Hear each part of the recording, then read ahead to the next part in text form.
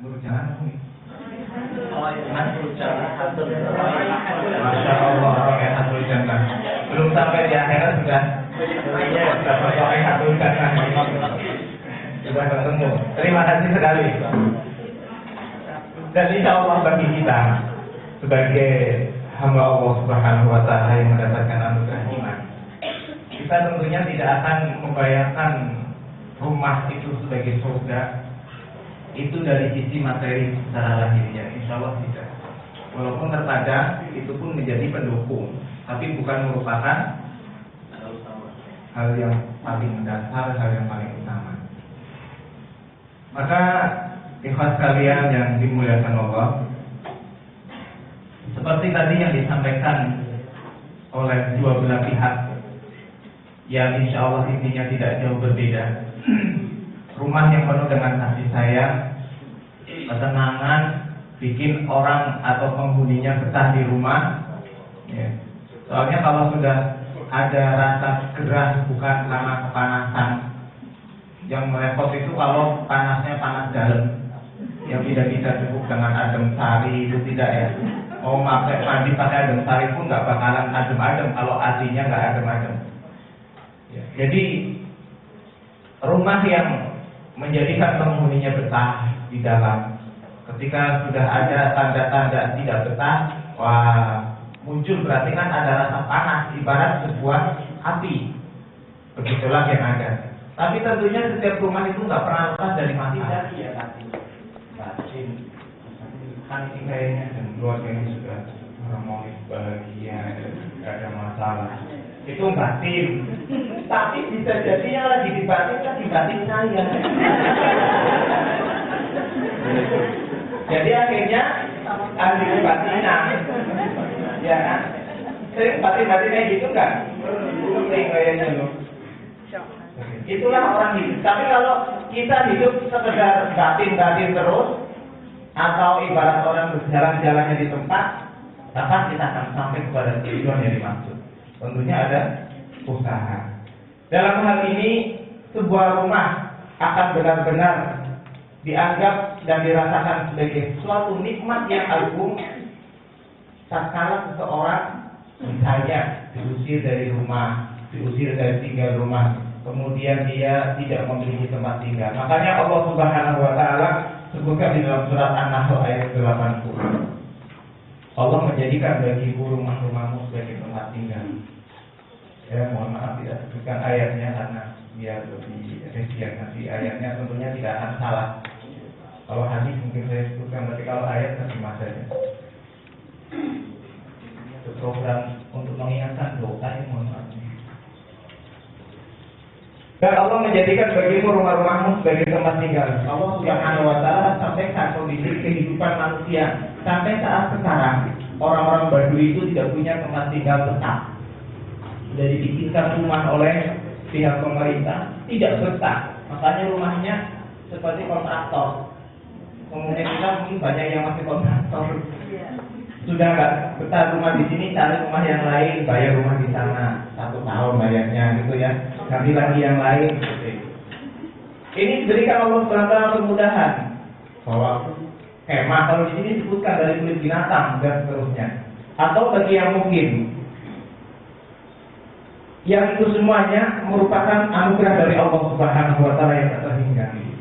Maka kita ingin melihat bagaimana sih Islam memandang sebuah rumah bagi setiap manusia. Di dalam rumah seperti yang tadi sudah disampaikan, di dalamnya kita bisa istirahat, di dalamnya kita dan itu sudah dinyatakan dokter permanen, bisa faktor lakinya atau faktor perempuannya. Mengatasi hal seperti ini tidak jarang di masyarakat yang lalu. Kalau itu masalahnya ada di suaminya, istrinya stop untuk mendapatkan anak. Kalau itu masalah di istrinya, lakinya yang selingkuh dan segala macam. Lalu mengatasi versi yang lebih islami supaya lebih istiqomah, keimanan dan kelakuan terjaga. Masalah-masalah permanen seperti ini harus bagaimana satu. Yang kedua, kalau kemudian sebuah rumah tangga juga terlanjur istri atau suami kita ya, apa saja. Allah tidak menjadi tercela atau menjadi rendah nilainya waktu kita kafir. Jadi Allah tidak pernah butuh kita yang membutuhkan Allah. Nah, oleh karena itu Allah SWT mengharapkan setiap muslim, setiap mukmin dan komunitasnya ini membentuk satu warna. Satu dalam istilah Quran disebut dengan sibghah, celupan. Celupan khas kaum muslimin. Orang Islam mau makan mikir ya. Bukan cuma baca basmalah tapi dibikin dari apa? Dibikin di mana? Mungkin kita di Indonesia tidak terlalu sering berpikir. Kalau kita di luar negeri sering mikir. Di negara-negara kafir. Ya, biasanya kalau di luar negeri itu di setiap dompetnya mahasiswa itu ada apa namanya itu, unsur-unsur ya, yang menjadi pembentuk campuran emosi apa segala macam ya. Ada E71, ada E berapa yang menunjukkan itu dibikin dari apa. Jadi waktu mau beli coklat, coklat itu kan buahnya setengah mati kuliahnya. Kita lihat dalam daftar ingredient gitu ya. Wah ini ada S371, haram berarti. Wah ini, kalau kita kan enggak, kita masuk supermarket pengen coklat, ambil aja coklat. Pengen apa instan, ambil aja. Dengan kesimpulan bahwa itu sudah halal. Yang sebagian sudah dilegalisasi oleh pemerintah, sebagian belum. Jadi jangan-jangan yang di luar negeri mau lebih mukmin, lebih baik Islamnya dari kita. Tadi apakah satu sisi kita harus memang tetap mengharapkan namanya pahala atau sebaliknya seperti itu tadi? Terima kasih. Terima kasih Pak. Tadi saya menyebut ada di antara kita dan mungkin mayoritas umat Islam yang sholatnya itu sholatnya adib, ya, sholatnya budak atau bangga, atau puasanya juga puasanya budak, ya. Biasanya targetnya apa? Targetnya bukan kewajiban. Dan kemudian juga malah sedikit lebih tinggi tingkatannya yang mengharapkan pahala. Nah, apakah mengharapkan pahala salah? Tidak. Kalau salah tentu Allah tidak pernah menawarkan berbagai macam fasilitas. Pada hari-hari biasa kita dikatakan dijanjikan oleh Allah untuk 700 kali lipat. Dan kita tidak tidur lagi sampai subuh, bangun habis subuh sudah tidur.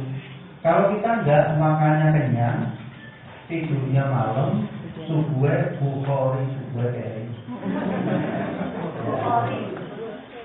Dan bukhori ya, ini bukhori, subuhnya kering. Ya. Wah ini sangat mengganggu.